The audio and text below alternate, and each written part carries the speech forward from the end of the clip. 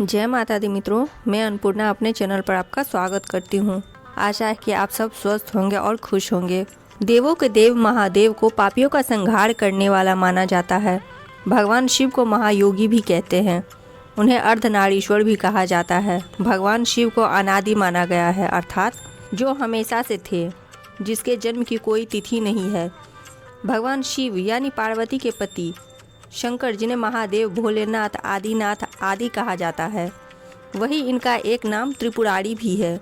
दरअसल हिंदू धर्म में भगवान शिव को अनादि अनंत अजन्म माना गया है, यानी उनका कोई ना आरंभ है और ना ही अंत है। न उनका जन्म हुआ है और न वह मृत्यु को प्राप्त होते हैं। इस तरह भगवान शिव अवतार न होकर साक्षात ईश्वर है। भगवान शिव को कई नामों से पुकारा जाता है। कोई उन्हें भोलेनाथ तो कोई उन्हें देवादिदेव महादेव के नाम से पुकारते हैं। वे महाकाल भी कहे जाते हैं। भगवान शिव से जुड़े इन 18 रोचक तथ्यों से जानिए कि शिव कौन है। आज की वीडियो इसी विषय में है। वीडियो यदि पसंद आए तो वीडियो को लाइक कर दीजिएगा। पहली बार मेरी चैनल पर आए हैं तो चैनल को सब्सक्राइब कर दीजिएगा। साथ ही बेल आइकन भी दबा दीजिएगा कि इसी तरह की महत्वपूर्ण जानकारी व रोचक कथाओं का आप आनंद ले सके। तो आइए मित्रों, हम वीडियो शुरू करते हैं। पहला है, भगवान शिव का कोई माता पिता नहीं है। उन्हें अनादि माना गया है, मतलब जो हमेशा से थे, जिसके जन्म की कोई तिथि नहीं है। दूसरा, कथक भरतनाट्यम करते वक्त भगवान शिव की जो मूर्ति रखी जाती है उसे नटराज कहते हैं। तीसरा, किसी भी देवी देवता की टूटी हुई मूर्ति का पूजन नहीं होता है, लेकिन शिवलिंग चाहे कितना भी टूट जाए फिर भी पूजा की जाती है। चौथा, हम शिवरात्रि इसीलिए मनाते हैं क्योंकि इस दिन शंकर भगवान का विवाह हुआ था। पांचवा, शंकर भगवान की एक बहन भी थी, अमरावती, जिसे माता पार्वती की जिद पर खुद महादेव ने अपनी माया से बनाया था। छठा, भगवान शिव और माता पार्वती का एक पुत्र था जिसका नाम था कार्तिकेय। गणेश भगवान को माँ पार्वती ने अपने उपटन शरीर पर लगे लेप से बनाई थी।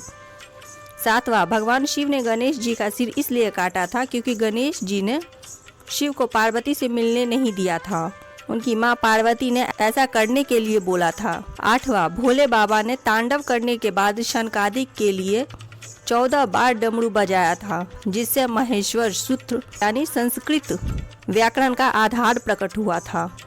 9वां, शंकर भगवान पर कभी भी कैतकी का फूल नहीं चढ़ाया जाता क्योंकि यह ब्रह्मा जी के झूठ का गवाह बना था। 10वां, शिवलिंग पर बेलपत्र तो लगभग सभी चढ़ाते हैं, लेकिन इसके बाद भी एक खास सावधानी बरतनी पड़ती है कि बिना जल के बेलपत्र नहीं चढ़ाया जा सकता। 11वां, शंकर भगवान और शिवलिंग पर कभी भी शंख से जल नहीं चढ़ाया जाता क्योंकि शिव जी ने शंखचूड़ को अपने त्रिशूल से भस्म कर दिया था। आपको बता दें कि शंखचूड़ की हड्डियों से ही शंख बना था। 12वां, भगवान शिव के गले में जो सांप लिपटा रहता है उसका नाम वासुकी है। यह शेषनाग के बाद नागों का दूसरा राजा था। भगवान शिव ने खुश होकर उसे गले में डालने का वरदान दिया था। 13वां, चंद्रमा को भगवान शिव की जटाओं में रहने का वरदान मिला हुआ है। 14वां, जिस बाघ की खाल को भगवान शिव पहनते हैं उस बाघ को उन्होंने खुद अपनी हाथों से मारा था। 15वां, नंदी, जो शंकर भगवान का वाहन है और उसके सभी गणों में सबसे ऊपर भी है। वह असल में शीलाद ऋषि को वरदान में प्राप्त पुत्र था, जो बाद में कठोर तप के कारण नंदी बना था।